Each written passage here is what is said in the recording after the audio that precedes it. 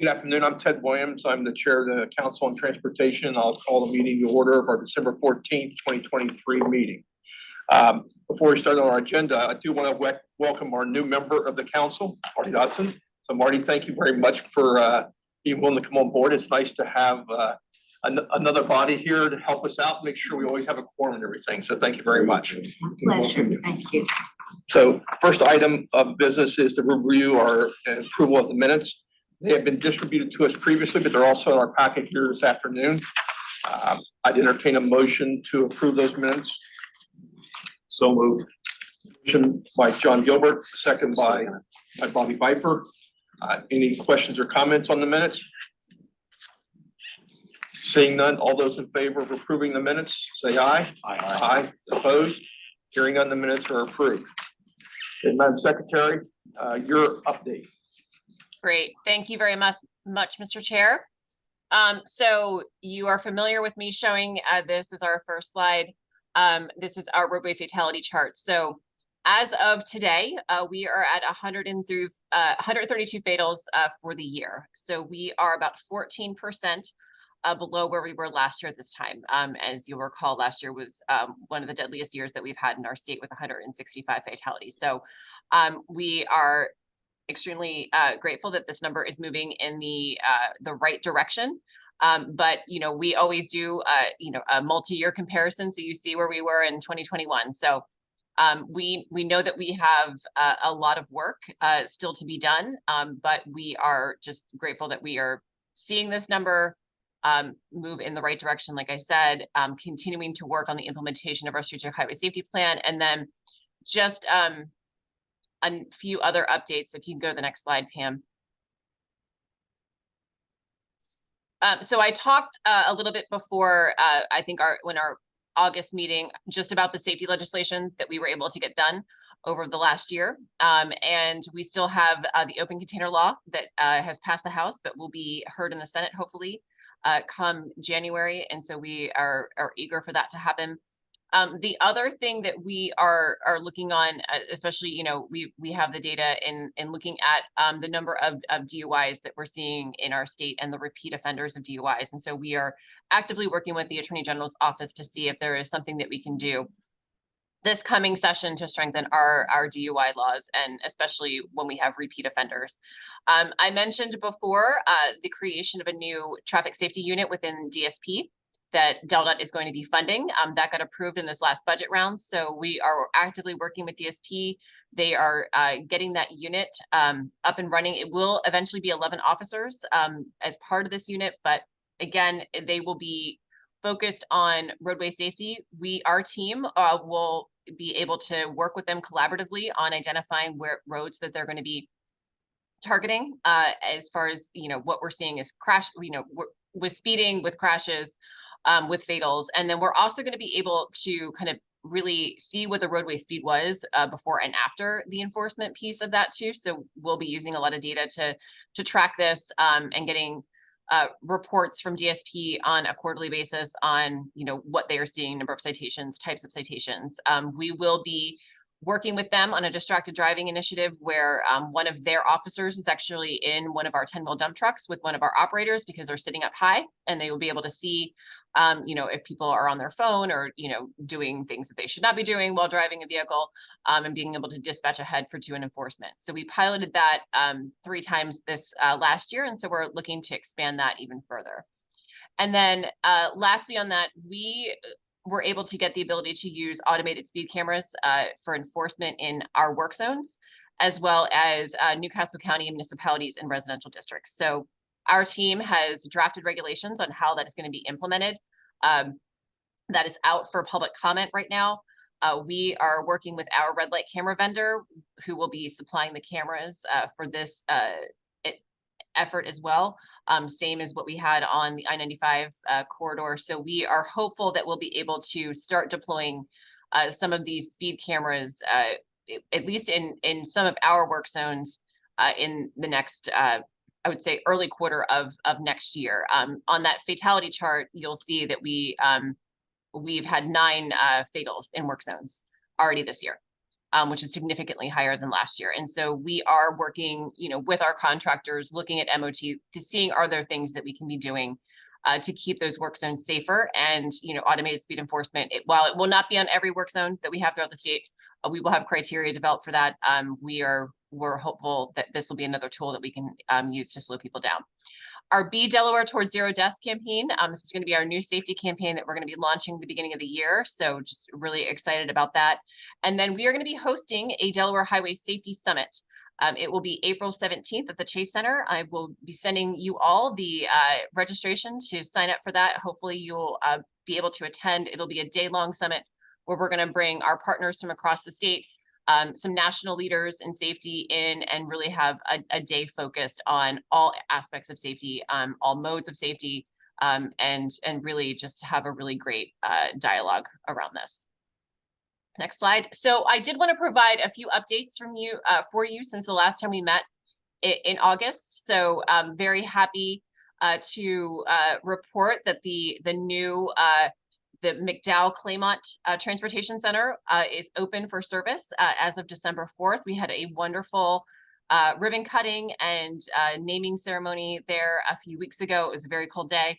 A few of you were able to attend, and it's just a fantastic facility, just transformational for this entire area and for our customers. The old station was one of our busiest stations, and it would be jam-packed with cars every day. And the first week that this has been in operation, just the overwhelming positive response from our customers has just been phenomenal. So we are really excited to this. So huge kudos to the team on that. DART Reimagined. So we have spent this last year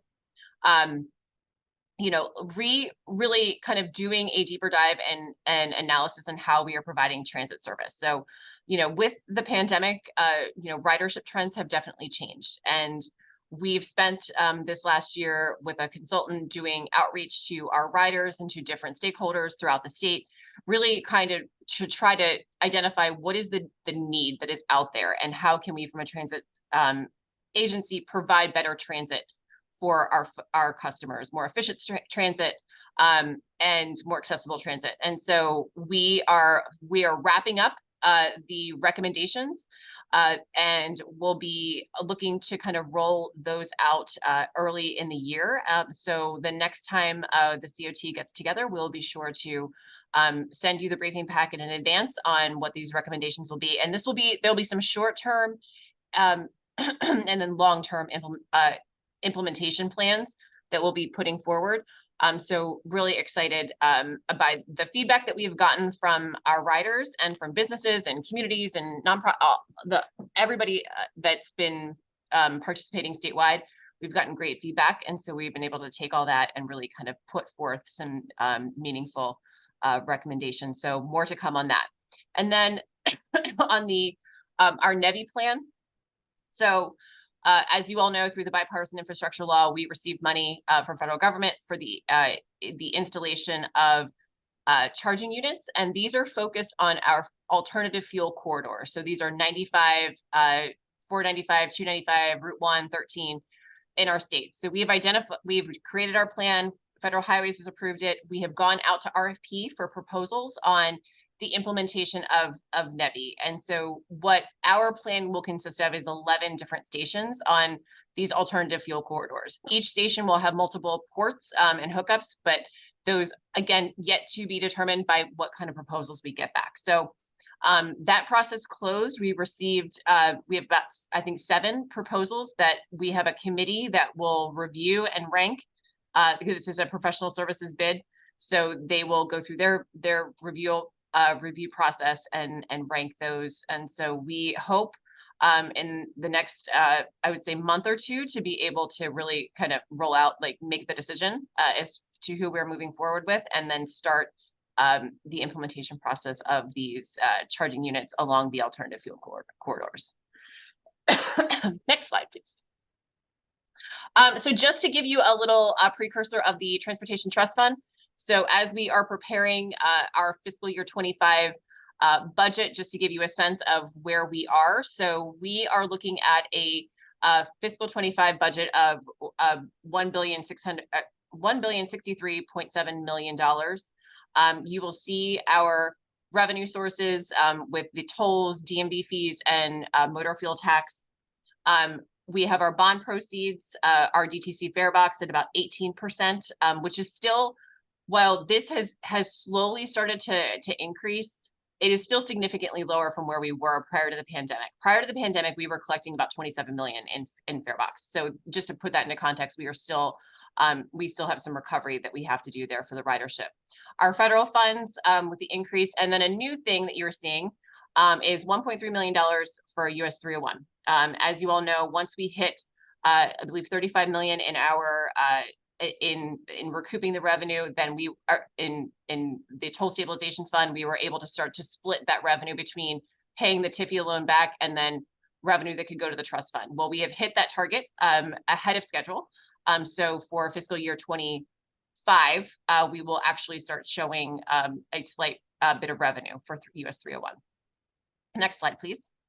So what our proposed budget is at this point is obviously, our operating expenses, our debt service payment, DTC subsidy, as well as the DelDOT operating fund, and then a $627 million proposed capital program between our state and federal funding, which is slightly higher.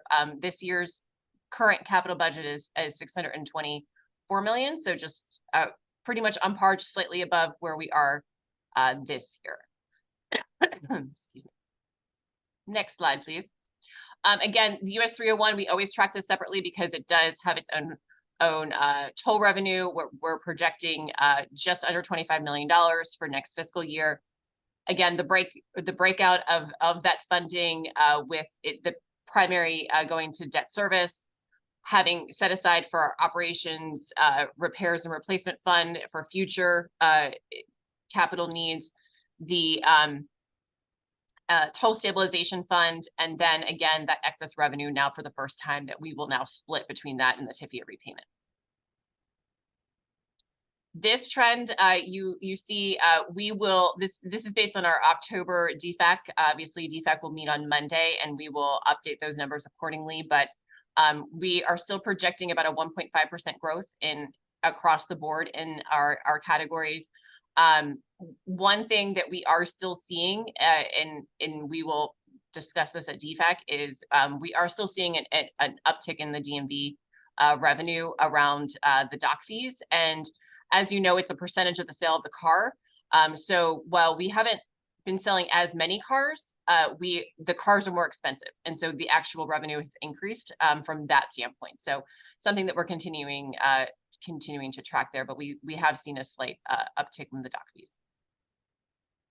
And then our debt service as a percentage of revenue, you will see our goal is 20%, and we are well below that, especially even with the borrowing that we have done.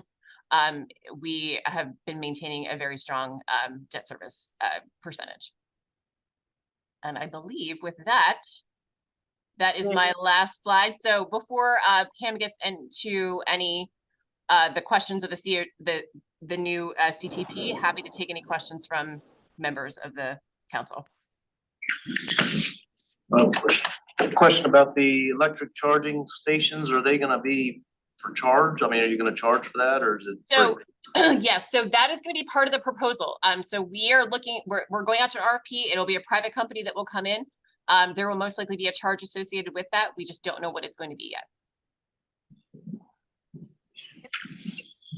Any other questions from the council? Thank you very much. I did forget one thing. I apologize as I'm thinking about it. We did receive a grant from FTA just in the last week. It is a $500,000 study grant for us to look at the feasibility of downstate rail. It is quite a popular topic that has come up many times over the years. The last time the feasibility study was done was in 2013, so we definitely needed to redo that study, and especially as ridership trends have changed since the pandemic. So we were fortunate to receive this $500,000 from FTA to start this process. This is a multi-step, multi-year process. So I think people got really excited. We're like, oh my God, downstate rail is going to happen in like the next year or two. That is not the case. We are just starting the efforts to look at the feasibility of what downstate rail could look like, and is there the ridership, is there the demand for it. So wanted you all to be aware of that. Again, first step in a multi-year process for this department, but excited to have received that money, and that's something that we can start. One quick question, I guess, going back to the previous slide with the revenues for the fuel tax and everything like that. I know that the projections are only out through fiscal 29. But what has anybody been thinking about with new mandate coming through the passage of policy of no fossil fuel vehicles being sold here in the state of Delaware, new vehicles, but I think 2035. I think it's when that begins. What do we see as projections for that, and how are we going to replace that revenue in the trust fund? Yes, so we actually have UD on board, and they have been looking at this for us for several months now. But now that the regulations have been finalized, they are doing their kind of analysis on what the impacts will be to the motor fuel tax based on the years, the benchmark years that have been set in those regulations. So they will be giving us the analysis of, you know, what to expect as far as a revenue hit to the trust fund. And then also, we asked them to pull together what other states are doing from, you know, an alternative revenue source to the motor fuel tax. And so they are going to be gathering all of that. We should have this report back from UD, I would say like February, March timeframe. And so then we'll be able to kind of look at that analysis and then start talking about some potential recommendations for alternative to date. We, just to put it in perspective, 2.6% of all registered vehicles in the state are either all electric or hybrid. So it is a very, very small population of our vehicles that are on the roadways right now. But every state is looking at this, and every state is you know, trying different things. So we just want a comprehensive kind of pool of like what people are doing and what's working and, you know, what hasn't worked, and, you know, really have all that data to make a better decision going forward. Thank you. All right, thank you all. I'll turn it over to Pam. Thank you, Secretary. Okay, so these this list of projects you have seen before. It is the 13 new for the FY 25 to 30 CTP, 5 in Newcastle, 2 in Kent, and 6 in Sussex. Almost all of these are being funded only as project development funds, except for the fourth one down, St. Anne's Church in 71, since we know like what that concept is supposed to be. And we do have that money is coming from a transportation improvement district to fund that amount. Just as a review, we did have 36 project submissions. There have been 3 moves to our bike ped program. 11 of them are in our TID, our Transportation Improvement District aspiration list. And then we have 9 on a DelDOT aspiration list, totaling, yes, so sorry, yep. Next slide. So just a reminder, we do have this GIS-based map that goes into each of the projects, is geolocated, so it is a very handy reference if you do want any more information. It is up online. Okay, so the purpose of this is to review the public comments, but first I did want to just overview the many modes that we had to garner public input. First of them was our 3 public workshops. So we had Castle on August 30th. We had Kent on August 31st, and then Sussex on September 6th. We also, like I showed before, had the map, the interactive map that you could put in comments through something called public input. It's a very user-friendly, easy to input your comment. We can track it. It's very easy, and we're going to use that going forward on a lot of our public workshops and studies. We also put it out there that they could email their comments to us. They could call by phone, and then we did have hard copy comment forms at each workshop. Unfortunately, we didn't get a ton of comments. So we had about 129 views on the CTP website.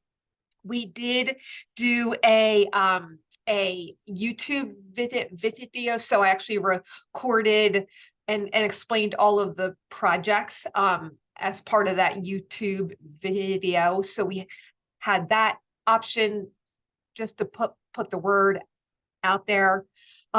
We didn't have a lot of attendees at the workshops. So we had 8 in Newcastle, 6 in Kent, and 13 in Sussex. So unfortunately, we only did get 5 comments as part of the official comment period. And just a big shout out. So thank you to Chairman Williams, who did attend our Newcastle workshop. Thank you. And then you do have a copy of all of the comments as part of your packet. There were no big problems. There were generalizations of just some congestion and, overall that it has gotten busier. There were 1 or 2 specific location sites about people having comments or questions, but they didn't have anything to do with the actual 13 new projects. And then there was I believe 2 positive feedback on the Kent County project. So just a big shout out to all of the DelDOT, DTC, MPO, and county partners that manned those workshops and tried to put the word out on their website. So thank you so much for helping us, try to get out as much as we possibly could. Is there any questions based on the 5 official comments? I don't know if people had a chance to look at them. It didn't look like they were of any major consequence that I saw in the comments. Yes, correct. They appear to be mostly positive. So I think that's good news. But I'm really disappointed because I can remember when I first started attending the MPO workshops where we would have 30, 40, 50 people at the meetings, and I'm a little disappointed. I guess it's because if nobody's got any complaints, they don't show up.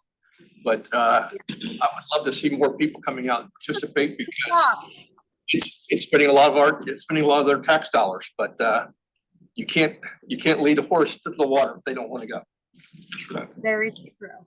Very true. Yeah. And we did. The good thing is is that even though the public workshops are specifically to garner comment on the new projects, we do always pick out a few projects from each county to kind of highlight bigger size ones, more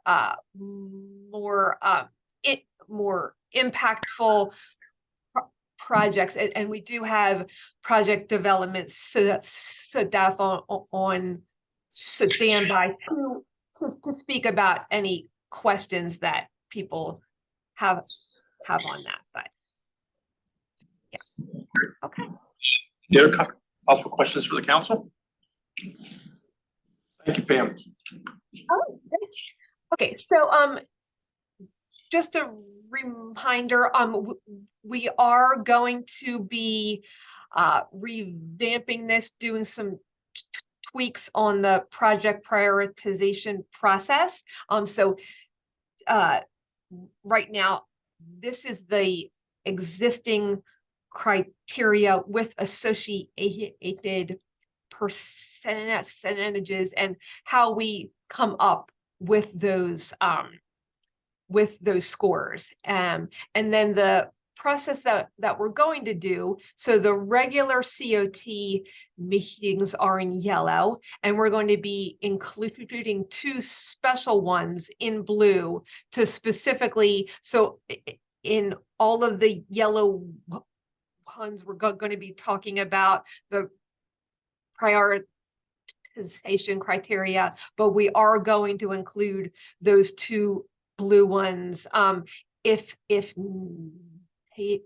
needed to specifically talk about and work with the council, you know, a back and forth kind of working meeting so we can all gain some consensus on revamping some of the criteria, just to keep in line with the, you know, goals and objectives, not only of DelDOT, but of the national administration, you know, focusing on multimodal transportation for everyone, equity, and just making sure that we always think it's a good process to like keep in the know and making sure that we're up to date on the prioritization process with the goals and objectives that are currently in play. Okay, and then I believe, just make sure here, believe that Shantae was going to go over the next slide. If not, I can. Is Shantae in the? I'm here. I'm here now, Pam. Okay, great. Turn it over to you. So we just wanted to kind of give the general overview of the process of a project kind of being in concept all the way throughout actually, you know, moving into design and ultimately being constructed. So we get project ideas from a variety of different places, and there are a lot of things that inform those project ideas: growth trends, traffic trends, congestion that we're seeing, safety issues. We definitely get feedback from our elected and appointed officials as well as the general public. So typically, if a problem, if you will, comes to us, we'll do some type of study. It could go through the metropolitan planning organizations, could go through our DelDOT planning section, my division of transportation solutions, or also under me, our traffic section. So it depends on the complexity, how much work needs to be done, who has the right funding and kind of resources. Out of those, so you have a study that makes recommendations, and those recommendations can fall into kind of these 3 buckets of places. So I'll go with the bottom one first, which is long range plan. For something that's like a really big project that hasn't kind of been thought of, we really needed to funnel it through the MPO process so that they can prioritize it. It can be fiscally constrained. It can be on an aspiration list and ultimately feed its way to the next box, which is to be in the CTP as an individual project. So we have design groups, we call them project development north and south. So north typically handles Newcastle County and south handles Kent and Sussex counties. And within those groups, then they work with all of our different support sections to do the design, to buy the right of way, ultimately administer the construction so that the projects can ultimately be used by the public. And then last are really kind of the buckets, if you will, of CTP programs. So we have, you know, a safety line item, where smaller type projects can fit in there. We obviously have our bridge program, our pavement management program, and then some traffic, whether it be kind of signals or other bigger picture traffic items that also get done. And so just wanted to kind of talk about how these ideas that funnel through the public workshops that we have and just come to us through other means, how they ultimately work their way through our system and get constructed at some point in time. So just wanted to give that overview as we're talking about kind of the new projects and how they fit into the CTP, et cetera. Great, thank you so much, Shante. Okay, so just a real quick update on our planning studies. So statewide underway, we are working on the statewide long-range transportation plan. We are going to be reviewing that with the COT at the next council meeting in February. So we've done a revamp on, oh, I'm sorry, my apologies. Oh, do you mind if the Delaware room is muted? Thank you. I appreciate it. So we're making this document a lot more user friendly, a lot more hands-on and like interactive, so we can pull some big long range kind of like mission and goals for the actual document. And then we're going to have all of the supplemental info that we are required to have and we want to have as part of appendices, but it's going to be a much more easy to read, easy to understand plan that can be utilized by not only all of the sections within DelDOT, but any state agency that may need to take a quick look at our mission and goals. We are also doing some refinement in the studies prioritization process requests. So right now we get requests from from elected officials, from the public. We get them from internally from DelDOT sections to study something. So we are trying to memorialize and standardize that request process so that we can track it and it's easily accessible and transparent. We are also wanting to formalize a study recommendations tracking process. So like Shante had mentioned in the previous slide, recommendations that come out of not only the studies that we do internally, but also want to kind of make sure that the MPO's studies recommendations end up having a home. So if it's something that is going to be a recommended project through the COT, we want that clearly identified. If it's part of a roll-up, so a part of the traffic roll-up or a bike ped roll-up, that gets documented to the right place. Or as Shante said, if it's a big picture, things that we need to look at further, it can go on a long range plan. So just we're doing all of these things. We really just want to memorialize and track things in a more efficient way. And then we are going to be, so that's being started and in process right now. And then we are going to be looking at the trends of just our population in general as related to MPOs. So currently we have 3 MPOs in the State, we have Will Mapco, Dover Kent MPO, and then the Salisbury Comico MPO. So we really want to kind of holistically look at what the state of the MPOs now and how that is going to be affected with the current population as well as what's going to be happening in the next 5 years. So we have not we're in the process of getting a proposal from our consultants, and there's going to be more to come on that, but just wanted to make you aware. And then Dover Kent MPO is working on for Newcastle and Sussex phase 2 of their Delmarva rail corridor study. So for the northern part of the state, almost all of these are Will Mapco, since they are the top dog for planning studies.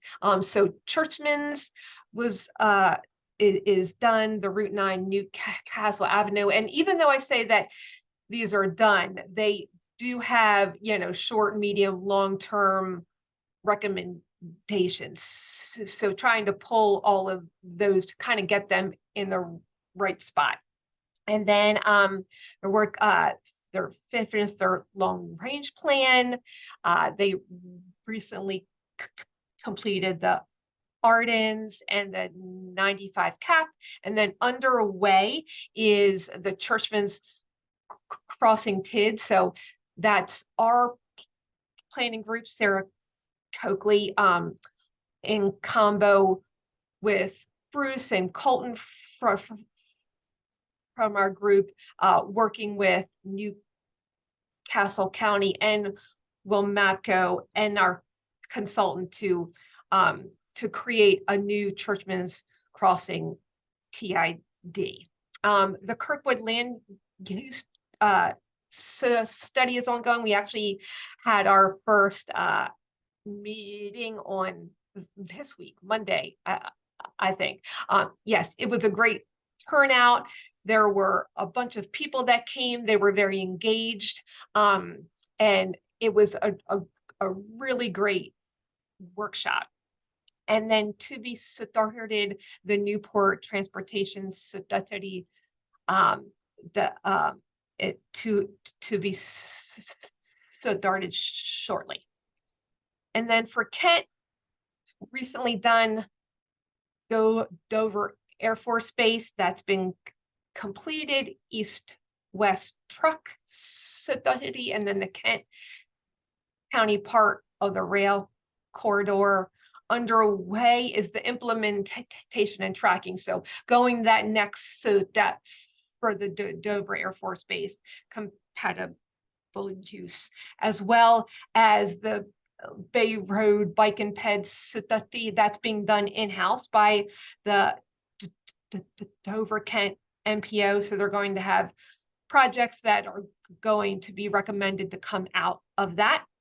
And then they're also working on the SR1 and trap shooters in an interchange that's right near Magnolia. And then to be started, the North Helford SR1 13 circulation study. And then for Sussex, we've completed the SR1 ped bike access, Hudson Road safety and sufficiency, just taking a look at that roadway and seeing what improvements can be made short, medium, long term, and like what the need for Hudson Road should be. Underway, so 5 points has been going on for years. So we are continuing to track the 70-some recommendations. A lot of them have been complete. There are some bigger picture ones that we are continuing to keep an eye on, and when needed, move forward. There is a lot of active construction projects in that area. So we are looking forward to, once those projects are built, to really see how the traffic flow and the ways and means of people to kind of utilize the new transportation infrastructure, and then we'll be in a good spot to see if there's any more recommendations for that area. The coastal corridor, so we finished up our monitoring working group for coastal corridors to really identify the problem and areas of concern from the stakeholders in those areas. So urgency, personnel, we had people from the county, from the municipalities. So from that larger picture study, we have identified specific areas and concern that we're going to be working on this in 2024. Southeast Sussex, continuing those efforts, we had to do a bunch of traffic analysis on that, but that's going to be ramping up again. And then the North Bethany SR1, we are working on the engineering for some pedestrian crossings in that area, as well as a bigger look at any possible transportation improvements in that section of Route 1. And then the Roxana TID, so Sarah and Sussex planning and land use are working very closely on ironing out, that it is a lot of steps, a lot of analysis to get to a functioning TID, but just wanted to make everyone aware that will be in the Roxana area, which is basically the kind of like center south part of the county. And then we are going to be looking at a visioning study of 2094 and some possible spurs off of 2094, like side roads. So that's, we haven't begun that effort yet, but that is going to be done shortly. So I know that was a lot of things going on. If there is anything that the council would like to hear more on, we can either send you some more info via email, or if there are specific studies that you would like a small presentation on, we can do that in one of the meetings that we have for 2024. And then I think that is it on that. So the next steps is will be the vote in February. We're going to review the LRTP, and then we're going to set up working on the new extra meetings for the prioritization. And that's all that I have. I will hand it back over to the chair. Thank you very much, Pam. So before we go to public comment, I thought we'd open it up to the council and see if anybody has any comments, items like that. So, Question, yes. just gotta ask it, the Beaver Dam Plantation roundabout, I didn't say circle. Is that on target time-wise or behind? And what's the timeline on that? So everything is going well with it. We expect to open it in pieces, trying to give greater access to My for house. the local road network. But the ultimate, I don't have it in front of me. I want to say it's like late spring. I'll get you an exact date. Tom, I can't remember the exact timeframe, but it's on schedule. We're moving quickly. Have been obviously And that's when coordinating a lot access with from Lowe's. Plantation onto Beaver Dam should reopen. Correct, that whole Good. area. So yeah, we're working hard. Adds about 5 minutes to my drive every day. Understood. Anybody else from the council? So I have a couple things. One, Pam mentioned it's right there, our February meeting. It's extremely important we have a forum for that, is that's when we are going to make the vote on the recommendation of the governor's office for the 2025 and 2030 capital plan. So it's very important you be here for that meeting. Pam and everybody, one of the things that's possible as you're starting to considering items for the new prioritization process, if you have some maybe just some bullet items of things that we might be discussing in those special meetings next year, so at least some of us might be able to start thinking about that. And, Oh, of course. and I know that pedestrian fatalities seem to be going up, or even accidents with pedestrians.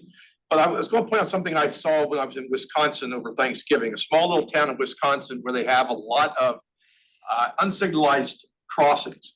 And what they have on both sides of the street attached to a pole is a little cup type thing that has orange safety flags in it. And what you do is you take your flag, you walk across the street and you put it on the far side. I thought that was very ingenious, but the biggest part of I saw ingenious about it was young children using it. Granted, they might have been with their parents, but I think that's where pedestrian safety has to begin. It has to begin down at that Yeah, level. And, you know, I can remember, and some of you might be old enough in this room to remember being a safety patrol member when you were in middle school and had your little badge and everything. And I think that kind of lends itself. So maybe that's something, it might not be something that DelDOT does, but it might be something that we can get to the MPOs and mention to some of the smaller towns, such as Lewis, such as parts of downtown Rehoboth, where you have those. Do they do that too? Lewis does do it. Okay. Yeah. They do it right off like Second Street. They have it with the flags. Okay. So Just in the downtown area, they're not outside. right, but I think it was just something, but the biggest thing to me would be that part of the education process for kids, because hopefully it gets in their minds. We've done that with safety belts. Kids talk about that, and, you know, it's just that's human nature now. So maybe we can get to human nature so they won't cross the wrong location. So with that, I'm going to open up the public comment. I know there are several members here of the public. We'll do in person first, and then we'll see if there's any public comments online. Anybody? Can I ask a question? Yes, It's please, Eric, your name and, Eric Buxton, State Senator. yes. Updates on TIDs in Kent County. Are there, I know there are, but I know they're in different stages. Can somebody tell me, or maybe get back to me on the status of those, specifically Magnolia, but all of them? I think there's probably 4 maybe. Yeah, we can definitely have Pam's team put together a Great. little summary for you and get it to you and answer any questions you might have after you have a chance to look at it. Thanks. Any other comments from the public in the room here? Is there anybody online? Mr. Chair, there is a question, just, will the recording of this meeting be available to the public? I think Todd is in, if somebody from IT is there, I think that it should be. That's a standard procedure, so Yeah. yes. Is there anybody else online?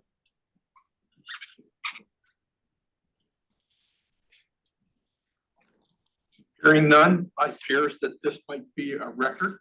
I can tell you, though, that come February and our special meetings next year will be a little more lengthy because of the prioritization process.